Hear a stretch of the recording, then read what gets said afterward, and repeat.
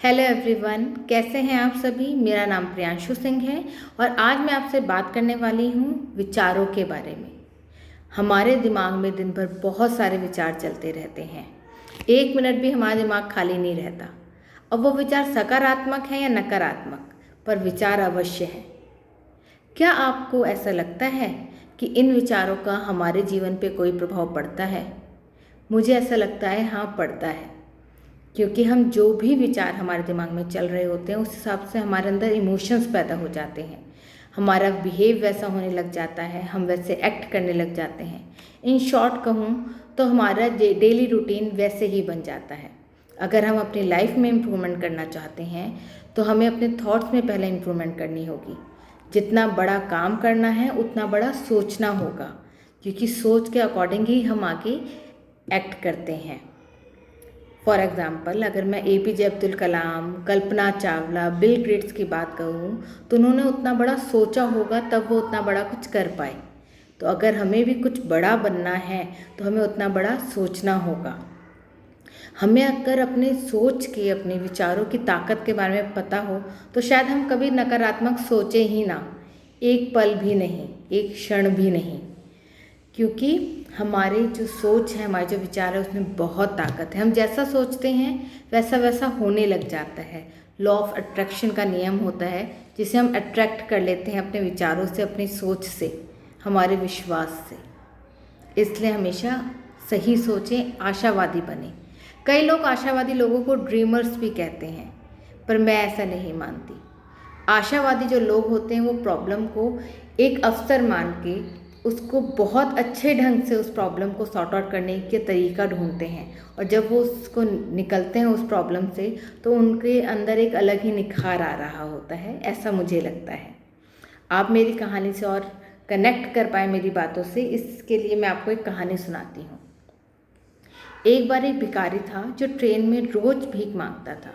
एक दिन उसने वहाँ पे एक बहुत अमीर आदमी को देखा, तो उसको ऐसा लगा कि मैं इनसे भीख मांगूंगा तो आज मुझे बहुत ज़्यादा पैसे मिलेंगे। वो उस अमीर आदमी के पास गया, उसने कहा कि मुझे भीख दे दीजिए।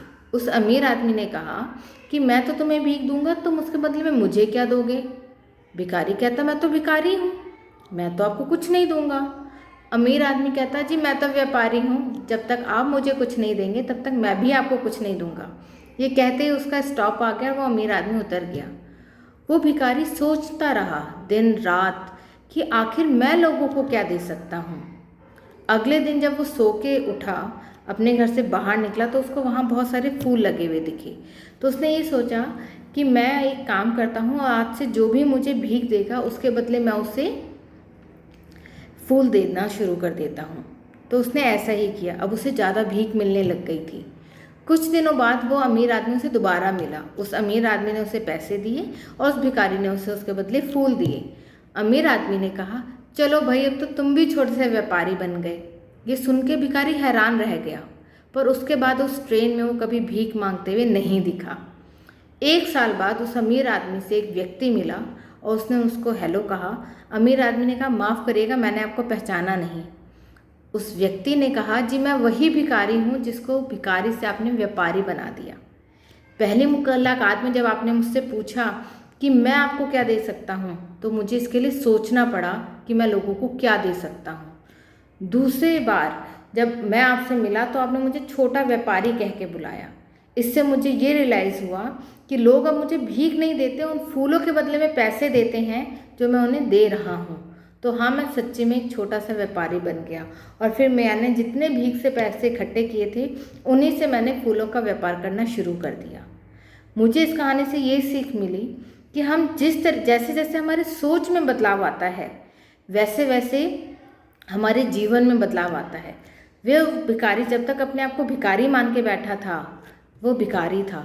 जैसे उसके सोच में बदलाव आया, उसने अपने आप को कहा कि हाँ, वो व्यक्ति सही कह रहा, मैं एक छोटा सा व्यापारी बन चुका हूँ। उसके बाद वो एक बड़े व्यापारी में चेंज हो गया। तो अगर आप मेरी बातों से कनेक्ट कर पा रहे हैं, आपको लग रहा है जो मैं कह रही हूँ वो आपकी लाइफ में हो रहा है या हो सकता है, तो प्लीज़ मेरी वीडियो को लाइक करें और अपनी फ्रेंड और फैमिली के साथ शेयर करें। और और अच्छा इसे फील करने के लिए अपनी लाइफ में आप एक एक्टिविटी भी कर सकते हैं, जिसमें आपको 48 आवर्स तक अपने माइंड के थॉट्स को कंट्रोल करना होगा। आपके माइंड में एक भी 48 घंटे में एक भी कोई भी नेगेटिव थॉट ना आए, कोई भी नकारात्मक विचार ना आए, आपको ये कंट्रोल करना है।